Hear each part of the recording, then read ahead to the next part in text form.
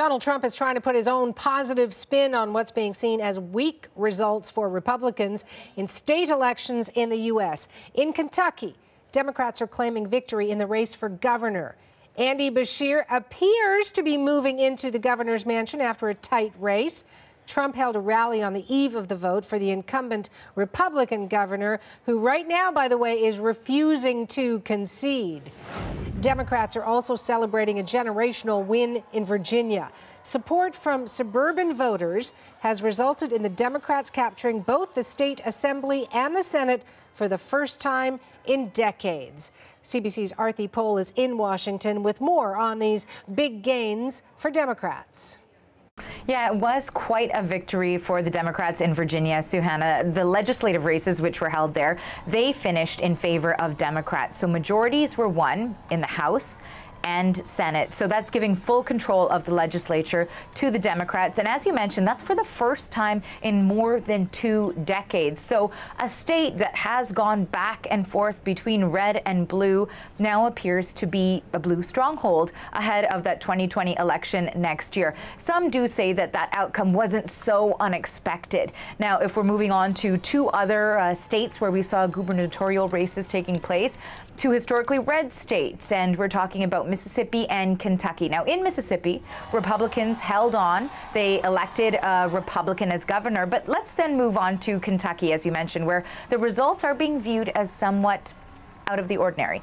Democrats were celebrating a narrow lead. There's about 5,000 votes that I last saw in Associated Press separating the 2 candidates, the Republican and the Democratic candidate. Now, the Republican incumbent, during the course of his campaigning, aggressively tied himself to Trump. At rallies, he even called Kentucky Trump country. And the president did take that state in 2016 with significant support, and that's one of the reasons why Donald Trump visited the state. As you mentioned, he appeared with the Republican candidate the night before the election, and he was focusing on tying the Democratic candidate, Andy Beshear, to the impeachment inquiry and urging voters to help shut down that process by voting red instead. Now, yes, it is still a tight race because at least one candidate doesn't appear to think that it's over just yet. Let's take a listen to first Andy Beshear, the Democratic candidate, and then to the Republican candidate. Here's what they had to say.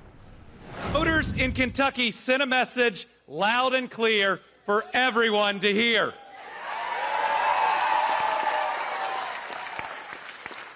It's a message that says our elections don't have to be about right versus left. They are still about right versus wrong. Would it be a Bevin race if it wasn't a squeaker? I mean, come on. I mean, really and truly. This is a close race. We are not conceding this race by any stretch. Not a chance. All right, so it still appears to be a bit of a battle for Kentucky, something we'll still continue to watch, Suhana. And we mentioned Donald Trump. He's trying to give the results a positive spin. What exactly is the U.S. president saying, Arthi? Yeah, no question. He is being optimistic with the results that he's seeing, congratulating all of the victorious Republicans. But a bit of context here, too, when we are looking at the results for people who may be looking at states like Kentucky as an indicator for whether or not voters are energized or Trump's base is energized ahead of the 2020 election. Now, the fact of the matter is that Matt Bevin, that Republican candidate, well, he is actually polling as the most unpopular governor in the entire United States. So some strategists say Democrats actually should have won by a larger margin in that particular gubernatorial race. So that said, let's quickly take a look at how Trump is interpreting the results he's seen so far. Here is a look at a tweet that he sent out just this morning talking about those results, talking about Kentucky and saying, based on the Kentucky results, Mitch McConnell, the Senate Majority Leader, will win big in Kentucky next year.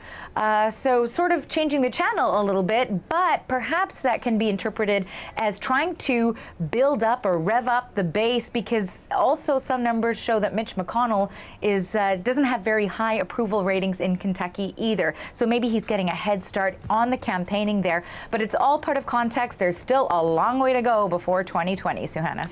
That's CBC's Arthi Pohl in Washington.